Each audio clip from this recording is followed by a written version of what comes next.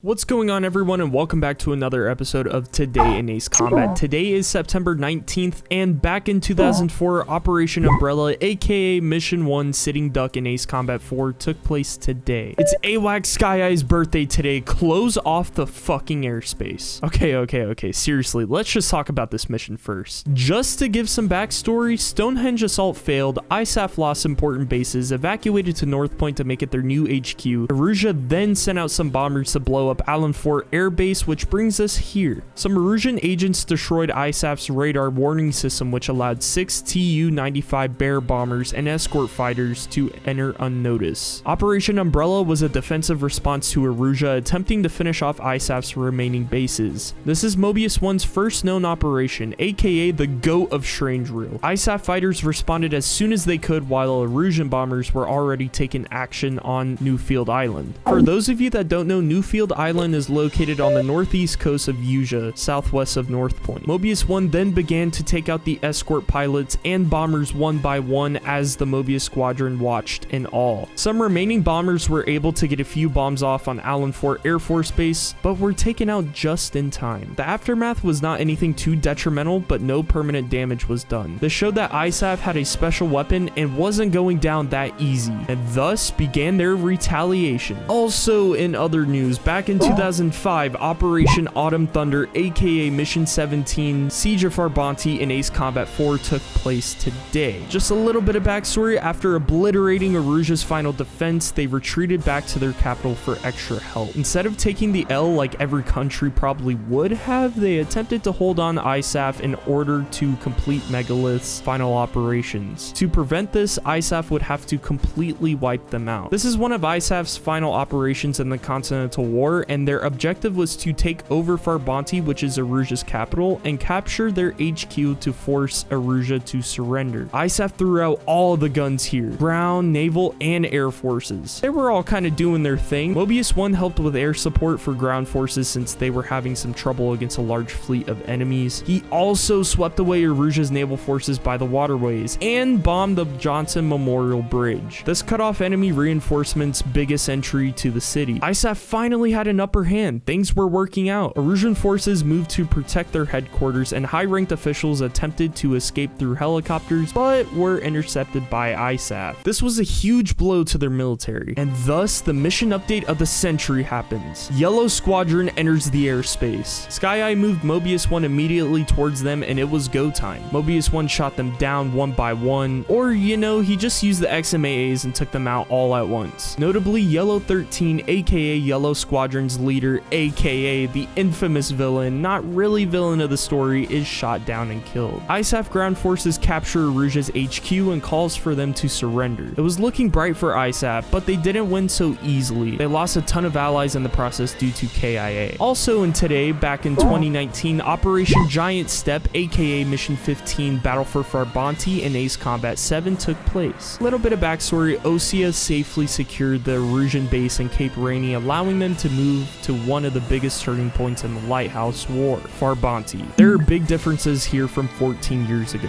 The Ocean Maritime Defense Force is here to help attack the Erusian Navy. LRSSG squadrons made it back to Farbanti to assist. There's two enemy aces here, Vincent Mason and Russell Faulkner. Mihai and Soul Squadron show up for reinforcements against the Ocean Navy, hitting a few ships. Strider and Cyclops Squadron ran to defend, and in order to prevent any further ally losses, Cyclops 3, aka Wiseman, sacrifices himself in order for Trigger to get a good shot at Mihai. Ocean planes then blow up Erusian satellites in orbit with some anti-satellite weapons, and Erusia also fires back the same way, causing communication errors on the HUD and radio. This forced Soul Squadron to retreat. And lastly, in 2020, Operation Bunker Shot, aka Mission 8, which is the final mission of Ace Combat Infinity, took place today. With a new recon satellite stalking Erusia and destroying the Aegir fleet, ISAF was ready to take back their homeland. This mission takes place in the Adriatic Sea during the Usian War. This is the largest mission to date for United Nations. It's an air-to-air and air-to-ground mission with a minimum score limit of 40,000 points. Right when the mission starts, you may begin popping off enemies on sight. This mission relies on you constantly supporting ground troops so that you don't fail the mission. You must manage your time well with speed and accuracy, and within a few minutes of the mission, the actual normal operation begins with a time limit of 6 minutes. Today's my birthday, by the way. Make sure this op is so successful they turn it into a national holiday. Afterwards, something strange happens. Holy!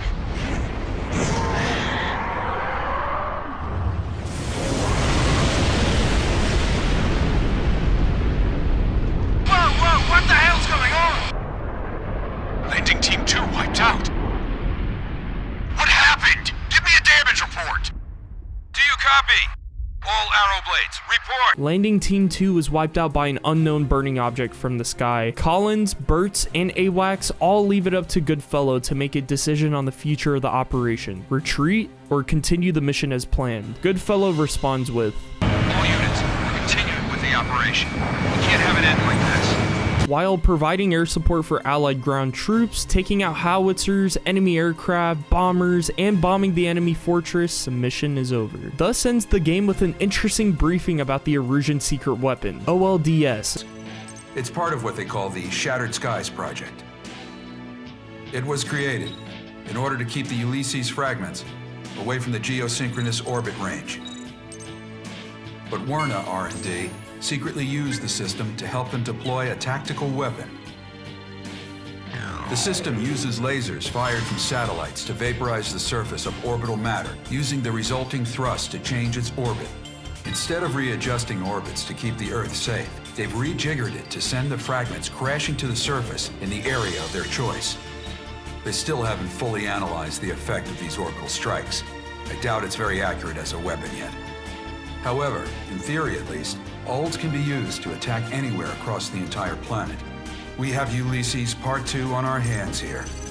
ULDS does have a safety latch of sorts, which makes it impossible for the network to target man-made objects in orbit. However, it'll only be a matter of time before Werna deactivates it. We are expanding the range of Operation Eternal Liberation. Campaigns are underway within the Eurasian continent as well. The Arrowheads will be reorganized by squadron and will participate in ops across the entire continent. Any of you think you can top our ace? As well as some closure on Camilla's appearance. I finally found a decent opponent. That ribbon guy should provide plenty of fun. The Papillon Project. I think another page in history is about to be turned.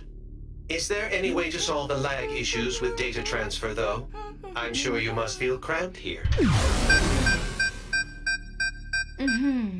Not at all. I like it. I've got a front row seat to the whole thing.